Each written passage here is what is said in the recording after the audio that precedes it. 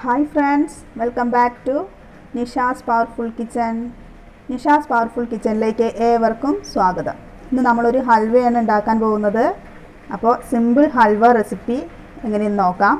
അതിനു മുൻപ് ആദ്യമായാണ് ഈ വീഡിയോ കാണുന്നതെങ്കിൽ ഒന്ന് ലൈക്ക് ചെയ്യുക, സബ്സ്ക്രൈബ് ചെയ്യുക. അപ്പോൾ വീഡിയോയിലേക്ക് പോകാം.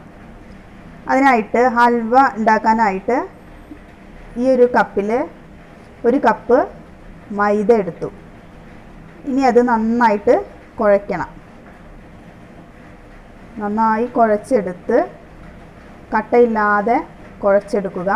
ഒരു കപ്പ് മൈദ ഏത് പാത്രത്തിലാണ് എടുക്കുന്നത് ആ ഒരു അളവിൽ തന്നെ വെള്ളം എടുക്കാൻ വേണ്ടി ശ്രമിക്കുക. ഒരു കപ്പ് മൈദ എടുത്തു. അത് നന്നായിട്ട് കട്ടയില്ലാതെ കുഴച്ചെടുക്കുക. ആദ്യം തന്നെ കൂടുതൽ വെള്ളം ഒഴിച്ചിട്ടുണ്ടെങ്കിൽ നമുക്കത് കുഴച്ചെടുക്കാൻ പറ്റില്ല. അപ്പോൾ നിറയെ കട്ട ഉണ്ടായിരിക്കും. അപ്പോൾ പെട്ടെന്ന് നമുക്കത് കുഴച്ചെടുക്കാൻ ബുദ്ധിമുട്ടായിരിക്കും. അപ്പോൾ കുറേശ്ശെ വെള്ളം ഒഴിച്ച് നമുക്ക് ഈ ഒരു മൈദ കുഴച്ചെടുക്കാം.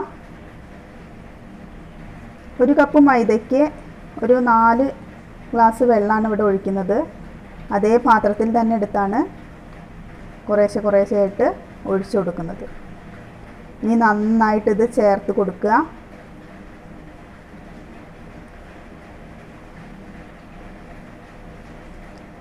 നല്ലോണം മിക്സ് ചെയ്ത് ഇതൊരു 2 ദിവസം ഈ പാല് പോലെ വരും. മൈദ കുഴച്ചെടുക്കുമ്പോൾ അത് 2 ദിവസം വയ്ക്കുക. പുളിക്കാനായിട്ട് വയ്ക്കണം. അല്ലാതെ പെട്ടെന്ന് നമുക്കണ്ട് ഹൽവ ഉണ്ടാക്കാൻ പറ്റില്ല. അപ്പോൾ അതുകൊണ്ട് 2 ദിവസം നമ്മളത് പുളിക്കാനായിട്ട് വെച്ചു. അങ്ങനെ വെച്ച മാവാണിത്. അപ്പോൾ അതവിടെ റെഡി ആയിട്ടുണ്ട്. 2 ദിവസം മുന്നേ ഞാൻ റെഡിയാക്കി വെച്ച മാവായിരുന്നു അത്. ഇനി അതിലേക്ക് നമുക്ക് ഹൽവ ഉണ്ടാക്കുന്നതിലേക്ക് നമുക്ക് വറുത്ത് കോരാനുള്ള തേങ്ങാക്കൊത്ത് ഇടുകയാണ്. തേങ്ങാക്കൊത്താണ് ഞാനിവിടെ ഉപയോഗിക്കുന്നത്. നിങ്ങൾക്ക് കാഷ്യൂനട്ടോ കിസ്മിസോ ഒക്കെ ഉപയോഗിക്കാം. അതൊക്കെ അവരവരുടെ ഇഷ്ടത്തിനനുസരിച്ച് നമുക്ക് എടുക്കാവുന്നതേ ഉള്ളൂ. ഞാനിവിടെ നാളികേരക്കൊത്ത് എടുത്തത് വറുത്ത് കോരുകയാണ്. പിന്നെ കുറച്ച് എള്ളും എടുക്കുന്നുണ്ട്. അത് ആ ഹൽവ ഉണ്ടാക്കുന്ന സ്റ്റേജിൽ ചേർത്ത് കൊടുക്കുന്നേ ഉള്ളൂ. അങ്ങനെ നമ്മളുടെ നാളികേരക്കൊത്ത് റെഡിയായി വന്നിട്ടുണ്ട്. അത് ഒരു പാത്രത്തിലേക്ക് കോരിയെടുക്കാം. എന്നിട്ട് ഇതേ പാത്രത്തിൽ തന്നെയാണ് നമ്മൾ ഹൽവ ഉണ്ടാക്കാൻ പോകുന്നത്. ഹൽവ എന്ന് പറയുമ്പോൾ നന്നായിട്ട് ഇളക്കുക എന്നുള്ളത് തന്നെയാണ്. നന്നായിട്ട് ഏത് സമയം കൈയെടുക്കാതെ ഇളക്കിക്കൊണ്ടിരിക്കണം. അപ്പോൾ അതിനൊക്കെ റെഡി ആയിട്ടാണ് നമ്മൾ നിൽക്കുന്നത് കേട്ടോ. അപ്പോൾ ഹൽവ ഉണ്ടാക്കാൻ റെഡിയായി. ഇനി ആ പാത്രത്തിലേക്ക് തന്നെ നമ്മൾ 1 കപ്പ് വെള്ളം ഒഴിച്ചു കൊടുത്തു. അപ്പോൾ നമ്മൾ നാളികേരക്കൊത്ത് വറുത്തെടുക്കാൻ എടുത്ത എണ്ണയുടെ ഭാഗമാണ് ആ കാണുന്നത്. അതിലേക്ക് വെള്ളം ഒഴിച്ചു കൊടുത്തു. പിന്നെ ആവശ്യത്തിന് പഞ്ചസാര. 1 കപ്പ് മൈദ എടുക്കുമ്പോൾ 2 കപ്പ് 2.5 കപ്പൊക്കെ ഓരോരുത്തരുടെ മധുരത്തിനനുസരിച്ച് നമ്മൾ പഞ്ചസാര ചേർത്ത് കൊടുക്കാം. ഇനി അത് നന്നായിട്ട് ഇളക്കി കൊടുക്കുക. ഇനി പഞ്ചസാര ഈ വെള്ളത്തിൽ കിടന്ന് ഒന്ന് അലിയട്ടെ. അതുവരെ നമുക്ക് നന്നായിട്ടൊന്ന് ഈ മിക്സ് ഇളക്കി കൊടുക്കാം. ഹൽവ എന്ന് പറയുമ്പോൾ നല്ല മധുരമുള്ളൊരു ഐറ്റമാണല്ലോ. അപ്പോൾ അതിനനുസരിച്ച് മധുരം ചേർത്ത് കൊടുക്കണം. അങ്ങനെ നല്ലതുപോലെ ഇളക്കി ചേർത്തു. അപ്പോൾ അത് നന്നായിട്ട് തിളച്ച് വന്നിട്ടുണ്ട്. ആ സിറപ്പ് നന്നായിട്ട് തിളച്ച് വന്നിട്ടുണ്ട്.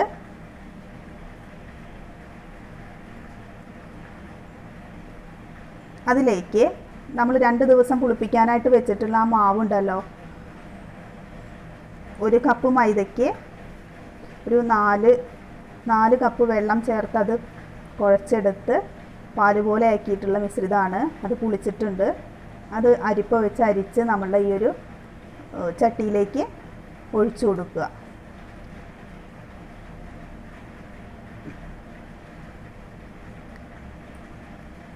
ഒന്ന് നന്നായിട്ട് ഇളക്കി ചേർത്തതിന് ശേഷം വേണം അത് ഒഴിച്ചു കൊടുക്കാൻ. ഒരു അരിപ്പ വെച്ച് നന്നായിട്ട് ഒഴിച്ചു കൊടുക്കുക. മുഴുവനായിട്ട് അത് വീണ് കിട്ടില്ല, നമ്മുടെ പാത്രത്തിലേക്ക് വന്ന് കിട്ടില്ല. അപ്പോൾ അതൊന്ന് നമ്മൾക്കൊരു തവി കൊണ്ട് ഇങ്ങനെ ഇളക്കി കൊടുത്ത് എടുക്കാവുന്നതേ ഉള്ളൂ. അങ്ങനെ എല്ലാതും നമ്മൾ ഒഴിച്ചു കൊടുത്തു. നമ്മളുടെ പുളിപ്പിക്കാൻ വെച്ച മൈദ മാവ് ഹൽവ ഉണ്ടാക്കാനായിട്ട് ആ ചട്ടിയിലേക്ക് ഒഴിച്ചു കൊടുത്തു. ഇനി ലാസ്റ്റുള്ളതെല്ലാം അതിൻ്റെ ചണ്ടി പോലെ വരുന്നതാണ്, അത് നമുക്ക് ആവശ്യമില്ല, അത് കളയാം. അങ്ങനെ ഇനി വളരെ സിമ്മിൽ, ആദ്യമൊക്കെ ഒന്ന് സിമ്മിലിട്ടിട്ട് വേണം ചെയ്യാൻ. അടി പിടിക്കരുത്, നന്നായിട്ട് ഇളക്കി കൊടുക്കുക. നല്ലോണം ഇളക്കി കൊടുത്ത് അടി പിടിക്കാതെ നോക്കണം. ഫ്ലെയിം കൂട്ടി കൊടുക്കരുത്, എപ്പോഴും മീഡിയത്തിലൊക്കെ ഇട്ടിട്ട് വേണം ചെയ്യാൻ. മീഡിയം ഫ്ലെയിമിൽ വേണം നമുക്ക് തയ്യാറാക്കിയെടുക്കാൻ. അപ്പോൾ ഇതിലേക്ക് ഒരു 4 കപ്പോളം ഓയിൽ ആവശ്യമുണ്ട്. ഞാനിവിടെ വെളിച്ചെണ്ണയാണ് എടുത്തിട്ടുള്ളത്. എപ്പോഴും ഹൽവ തയ്യാറാക്കുമ്പോൾ വളരെ ടേസ്റ്റായിട്ട് കിട്ടാൻ വെളിച്ചെണ്ണ തന്നെയാണ് ബെറ്റർ. സൺഫ്ലവർ ഓയിൽ എടുത്താലും കുഴപ്പമൊന്നുമില്ല. ഇവിടെ ഞാനിപ്പോൾ എടുത്തിട്ടുള്ളത് വെളിച്ചെണ്ണയാണ്. ഇനി കുറേശ്ശെയായിട്ട് നമ്മൾ ഈ ഓയിൽ നമ്മൾ ഇളക്കി കൊടുക്കുന്നതിലിടയ്ക്ക് തന്നെ ഇങ്ങനെ ഒഴിച്ചു കൊടുത്താലേ നമുക്കത് വളരെ സ്മൂത്തായിട്ട് കിട്ടുള്ളൂ. അപ്പോൾ ഈ മാവ് കട്ടയില്ലാതെ ഇളക്കി കൊണ്ടിരിക്കണം. അപ്പോൾ നമ്മളിപ്പോൾ ഒരു ഗ്ലാസ് വെളിച്ചെണ്ണ ഒഴിച്ചു കൊടുത്തു. അപ്പോൾ നമുക്ക് ഇളക്കാനും നല്ല സുഖമാണ്. കണ്ടോ, ഇപ്പോൾ ഒരു വിധം നമ്മൾ ആ മാവൊന്ന് തിക്കായി വന്നിട്ടുണ്ട്. അപ്പോൾ കുറച്ചും കൂടെ ഇതേപോലെ ഓയിൽ നല്ലോണം ഒഴിച്ചു കൊടുക്കണം. പക്ഷേ ഈ ഓയിലെല്ലാം നമുക്ക് ലാസ്റ്റ് ഓയിൽ വേറെ ആയിട്ടും നമ്മളെ ഹൽവ വേറെ ആയിട്ടും വരും. അപ്പോൾ അത്രയും ഓയിൽ അത് ഇപ്പം ഇങ്ങനെ കാണില്ലെങ്കിലും അതിങ്ങനെ ഇളക്കി ലാസ്റ്റ് സ്റ്റേജിൽ നമുക്ക് ഓയിൽ വേറെ ആയിട്ട് കിട്ടും. അപ്പോൾ ഇത് ഹൽവ ഉണ്ടാക്കിയെടുക്കുമ്പോൾ ഒരുപാട് ഓയിൽ ആവശ്യമുണ്ട്, എങ്കിലേ അത് നന്നായിട്ട് അതിൻ്റെ ആ ടെക്സ്ചറിൽ, കറക്റ്റ് ടെക്സ്ചറിൽ നമുക്ക് കിട്ടുള്ളൂ. അപ്പോൾ ഓയിൽ എങ്ങനെ ഇടയ്ക്കിടയ്ക്ക് ഒഴിച്ചു കൊടുക്കുക, എന്നിട്ട് നന്നായിട്ട് ഇളക്കി കൊടുക്കുക. എല്ലാ ഭാഗവും അടി പിടിക്കാത്ത രീതിയിൽ ഇളക്കി നമ്മൾ ആ മാവ് വളരെ സ്മൂത്താക്കി മാറ്റുക.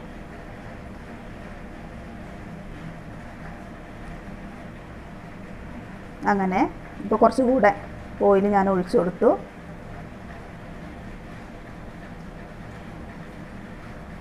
ഇനി ഇത് നന്നായി ഇങ്ങനെ യോജിപ്പിക്കുക, ഇളക്കി കൊടുത്തുകൊണ്ട് യോജിപ്പിക്കാം.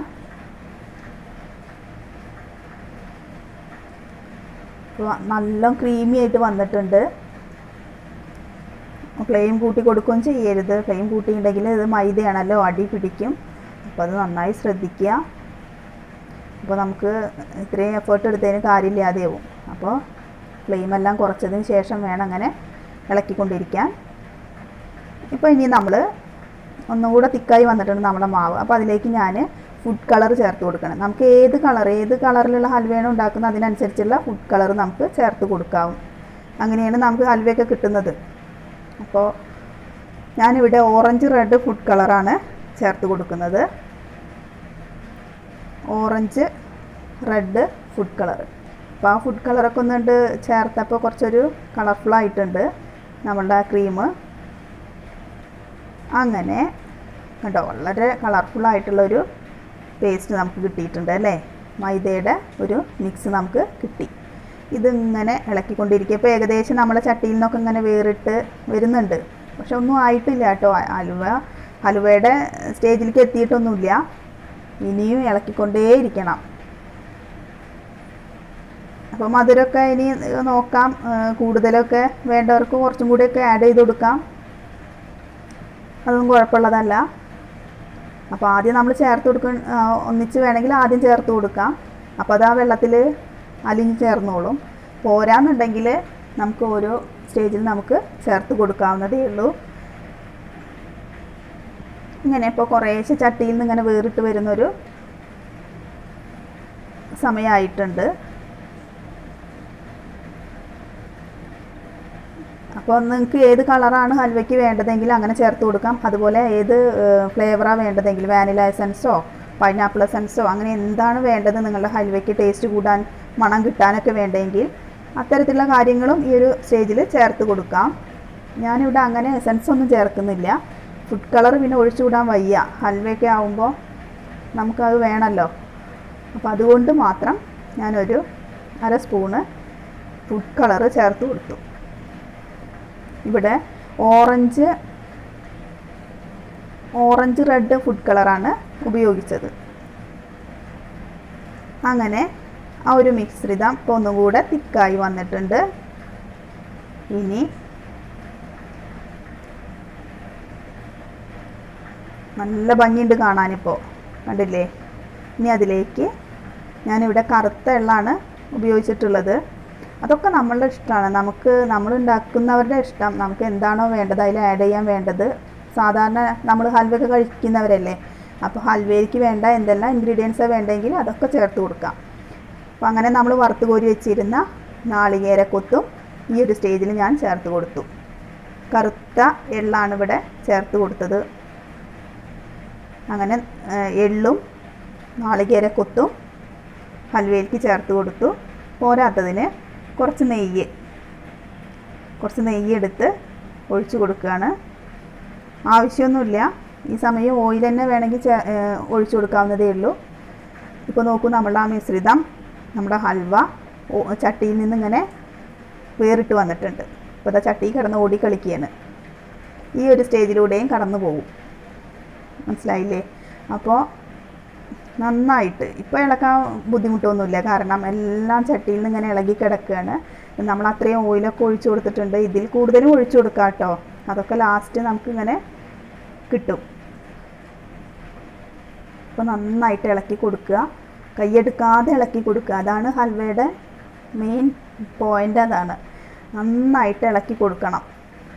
റെസ്റ്റ് എടുക്കാനൊന്നും നിന്നാൽ നമുക്ക് ഹൽവയായിട്ട് കിട്ടില്ല. അപ്പോൾ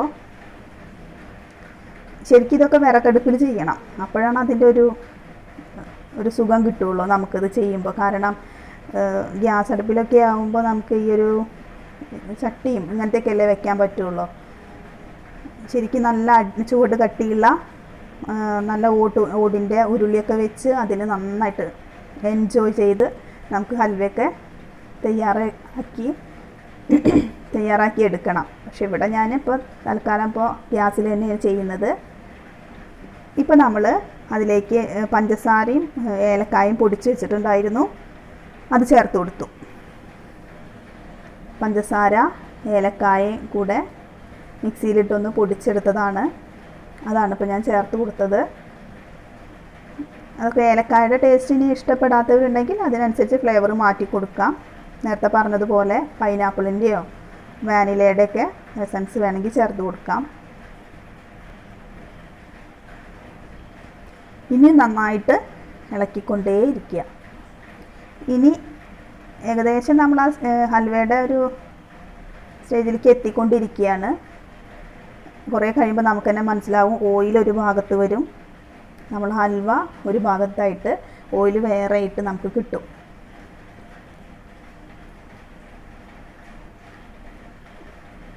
നന്നായിട്ട് ഇളക്കിക്കൊണ്ടേയിരിക്കുക. അപ്പോൾ അതങ്ങനെ ചട്ടി കിടന്ന് ഓടി കളിക്കുന്ന പോലെയാണ്, ആ ഒരു പരുവായിട്ടുണ്ട്. അപ്പോൾ കണ്ടോ, അപ്പോൾ ഇങ്ങനെ നന്നായി തിളങ്ങി വരുന്നത് കണ്ടോ?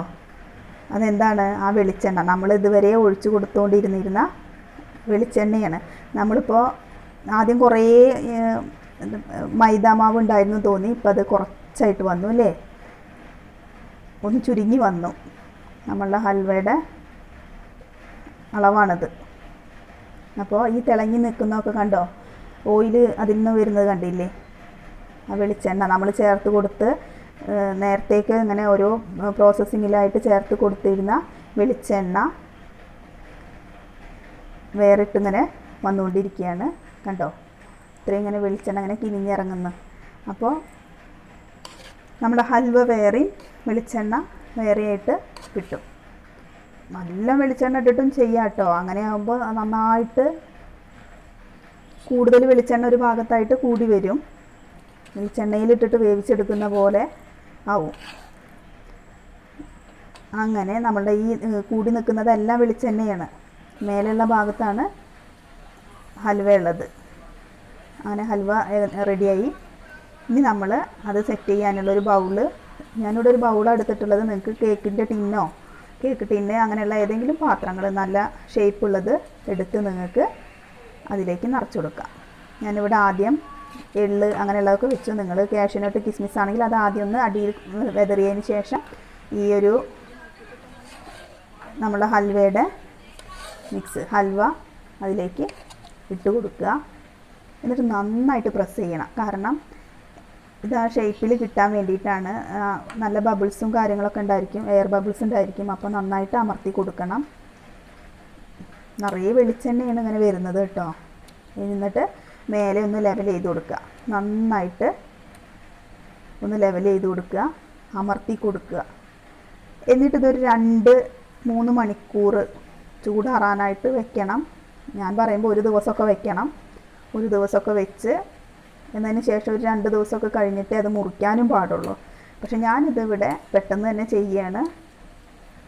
കാരണം കുട്ടികളൊക്കെ ഉണ്ട്, അപ്പോൾ അവർക്കായിട്ട് മുറിച്ച് കൊടുക്കാനായിട്ട്.